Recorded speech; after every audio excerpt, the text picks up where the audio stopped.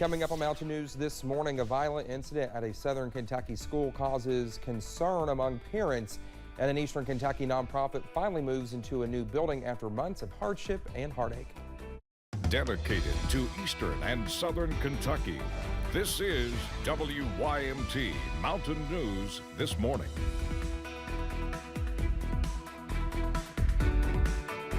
.35 on your Tuesday. I'm Dakota Makris. Good morning. And yeah, it is Tuesday. A little rainy one too. Let's take it over to Brandon for a look at that rain this morning. Brandon, it was hard for me to get out of bed because I was in the laundry room getting my clothes ready, and I heard the pitter patter of the rain on the window. Exactly. And I thought, man, I'm going back to bed. That'd be a somebody else can. You can anchor the news. I mean, I've done it before. You've done it before. Don't call me. I'm in bed. That's exactly right. I don't know if they would appreciate that though today because I've been a little busy this morning. You have been busy, yeah. All right, let's see what's going on out there this morning. Continue to track some rain across parts of the region. We're going to continue to see that heaviest cluster right there. There's a line of storms trying to approach I-64. We'll keep an eye on those because those could dive into the Big Sandy a little bit later on. But the main band we're focusing on here is moving into Jackson. Another round getting ready to move into Hazard. So we're keeping an eye on our studio camera and our Buffalo Mountain camera, but we're light enough now. I don't know if we could see a lot in the way of lightning when it comes through, so we'll just kind of keep an eye out and see what we got. But that's our heaviest bands of rain right now. Downtown Hazard, can't see a whole lot from Triangle Park, but you can tell that it is very mild out there this morning. 56 Grundy, 57 Clintwood, 59 Wayne, 65 on this map over in Monticello, 66 in Jacksboro, 68 in Somerset. The higher temperatures out there, so everybody's warmer this morning. That's no dispute on that. We're looking at anywhere between 4 to about 11 degrees warmer this morning in most of our areas. Out the door forecast, we are going to see again the possibility for these scattered showers and storms throughout the first part of the day. Second half of the day should look a lot better there, especially as we head into the afternoon and evening hours. Dakota? All right, Brendan, thank you. Well, a situation at a Whitley County school that happened Monday morning have parents concerned about their children's safety. Samantha Valentino and photojournalist Darnell Crenshaw have more about this situation. School officials say a student at Whitley County North Elementary School brought a kitchen knife to school Monday morning, injuring a classmate in the shoulder with it. Teacher quickly intervened and took control of the situation, and there were no more injuries or anything like that. And at that point, the school administrator was notified along with our SRO, and our SRO notified the local sheriff's department. Superintendent of Whitley County Schools, John Seiler, says he's not sure how the knife got into the school. The Whitley County Sheriff's Department is investigating the situation. Seiler says he's thankful the student is okay.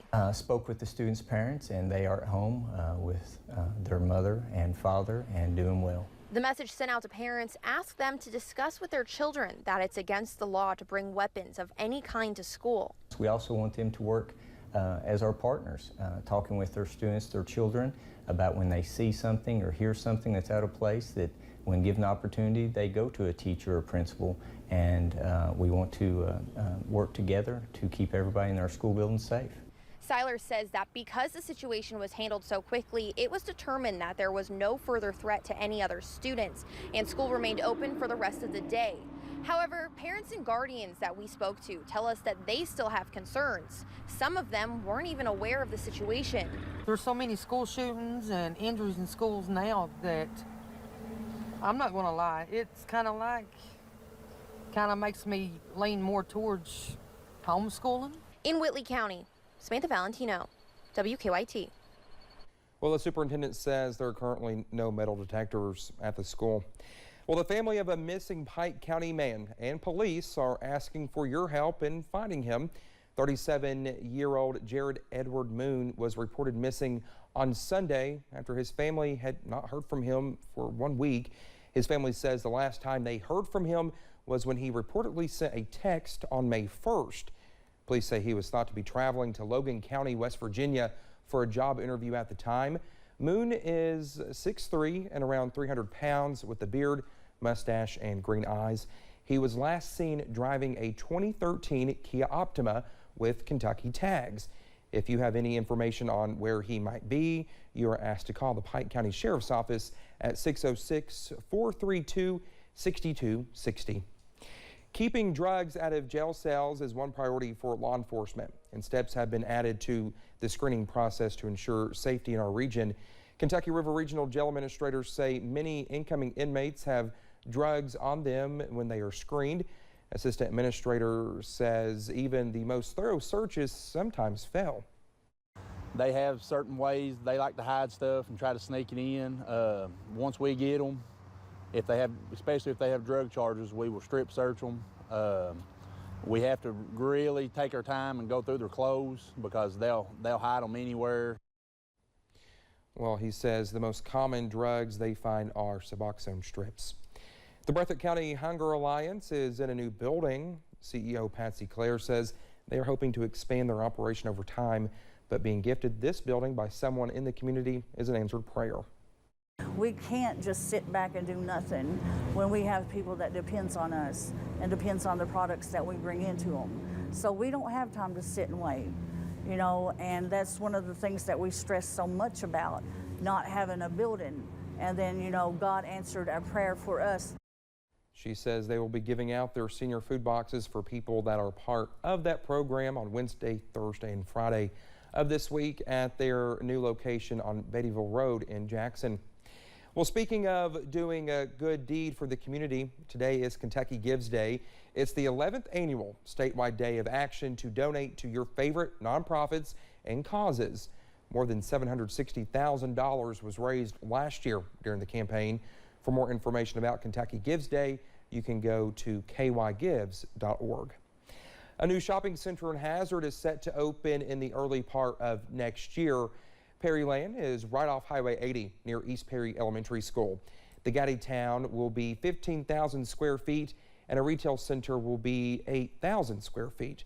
Hazard Mayor Happy Mabalini says he hopes it will bring a lot of traffic to the area.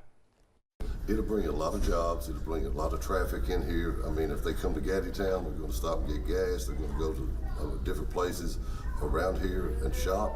I mean, it's just a win-win for the whole county and the city. Well, the mayor says he's excited to see this new addition to the county and the jobs it will bring.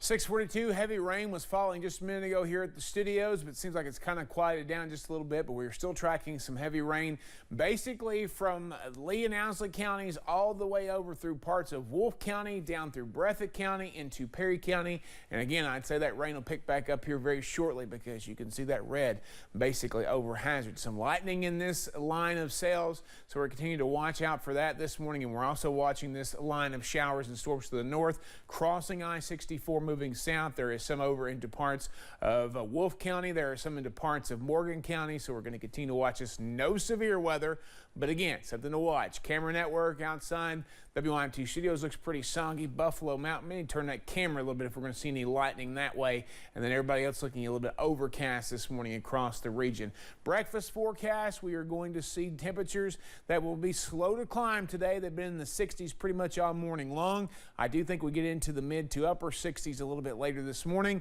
and into the mid 70s by this afternoon. There's that rain again. Dakota? All right, Brendan, thank you so much. Still to come here on Mountain News this morning. It seems deadly overdoses caused by fentanyl have surged in the past 8 years, especially among kids and teens. That's coming up.